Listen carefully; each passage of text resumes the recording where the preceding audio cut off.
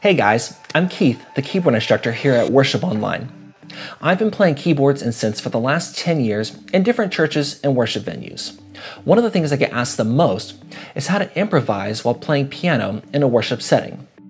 Not everything is structured in a regular Sunday morning service, so a lot of times you're going to need that lead instrument, in this case the piano, to cover some of that dead space in between songs, or during altar calls, or during prayer. So in this video, I'm going to break down and show you some practical ways that you can improvise on the piano in a worship setting. I've also included a free download of the main stage patch I'll be using during this video. All you need to do is click the link below the video, enter your email address, and we'll send that right to you. So let's get into it. Usually when people say improvisation or improv, they think last minute, on the spot, whatever comes into your head first, and a lot of times that's true. But in this case, there's actually a lot we can do to prepare before we actually get in the spot to improvise on a Sunday morning or during a worship event. So here's a couple things you can do to start off. So the first thing we can do to prepare for improv is to establish what keys we're going to be playing in and the key signatures for those keys. So let's say in this case we're starting in the key of D major. We know we have two sharps in this key, F sharp and C sharp. So the scale is D, E, F sharp, G, A, B, C sharp, D.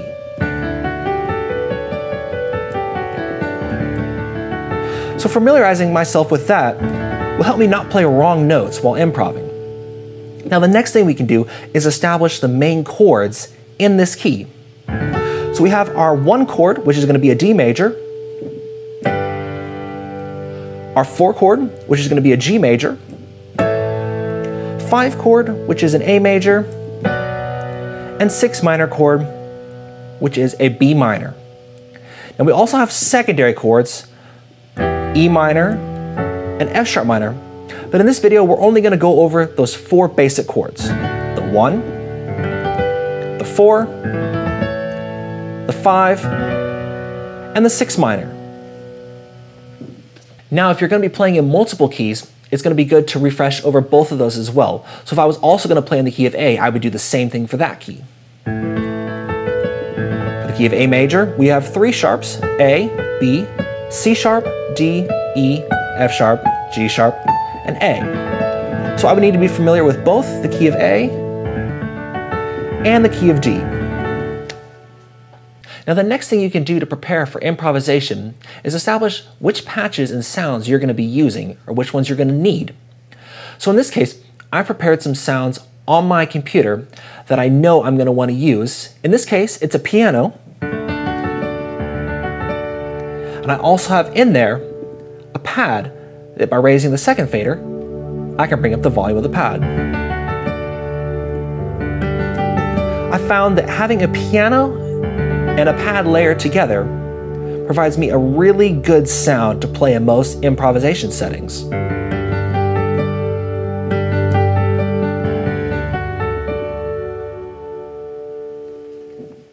So whether you're using plugins on a computer or whether you're using a standalone keyboard, it's good to set and save all the sounds you think you're probably going to need to use if you have to improv, that you're not trying to create stuff on the spot. And now the last part that you can do to prepare before improvisation is communicate. Talk with your worship leader or talk with your pastor. Find out what their plans are for the service, where you might need to play. That way you have a general idea of what's going to be going on and things won't catch you off guard. So now we're in the middle of the service. It comes time where they need the piano to improv. What is it you're going to play? The first thing you're going to need to do is establish what chord progression you're going to play. So let's start in the key of D. Let's say we were playing the song Oceans by Hillsong United. And let's say we were playing the bridge progression.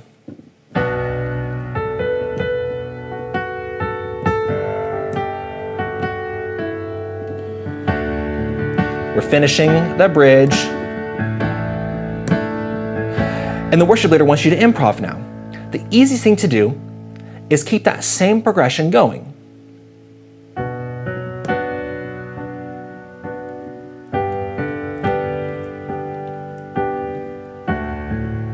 This takes a lot of the guesswork out of it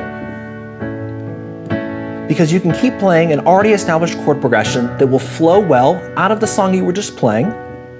and it can also flow back into the song if the worship leader wants to go back into it.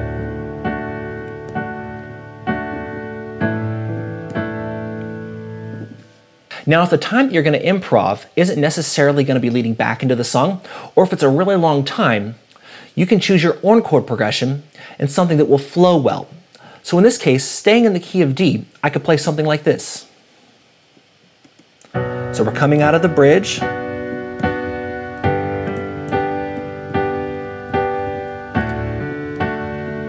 We finish the bridge, and now I'm going to play my own chord progression starting on the G.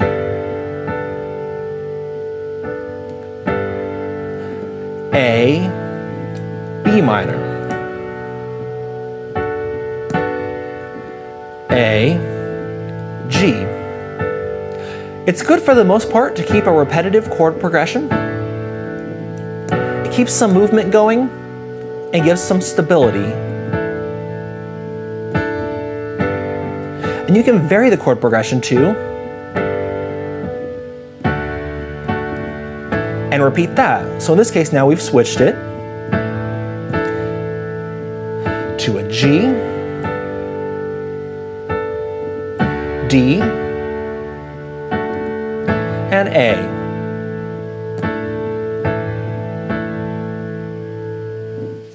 Now sometimes the atmosphere is going to be really mellow, or there's going to be a lot of prayer or intercession happening. And so in those situations, you can also play a mixture, which is more of like a free flowing, or you can kind of have a basic chord progression that you're going to play, but you leave it open for a lot of space. What I like to do in this situation is use a pad and then also use a lot of reverb and then play with a ton of room. Here's what that's going to look like. So for our sound, in this case, the piano that I'm using, I'm going to lower the cutoff filter a little bit for a darker sound. Bring in the pad, and then add some reverb onto the piano. This is going to let the sound hang out and let me play less for more open, spacier sound. So let's go back to that 4 on that G major. See, we can hang on this G and not do very much and have that sound still carry out. Move up to the B minor,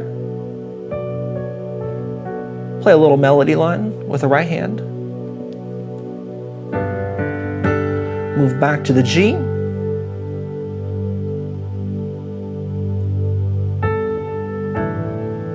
and move up to an A major. The chord progression doesn't have to be very repetitive. Sometimes you can switch just between 2 chords, and that's all you'll need. G to A.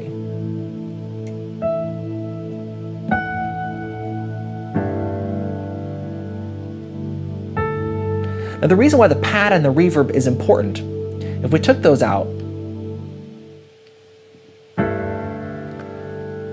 it's still the same chords, but the sound dies out very quickly, and it's hard for us to sustain that without playing lots of notes, which may not work well in the worship setting that we're using. But with the pad and reverb,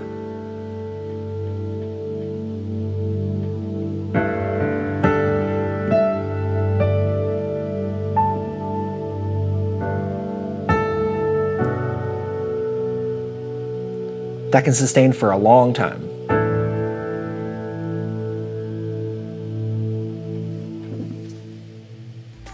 I hope you guys have been enjoying this video on keyboard improvisation. We're going to keep breaking it down in the next video, so if you want to keep watching, feel free to click the link below this video, enter your email address, and we'll send that right to you. We'll also send you a free MainStage patch download that's going to be using the same patch that I have in this video, which is the pad and the piano combo. We'll see you there.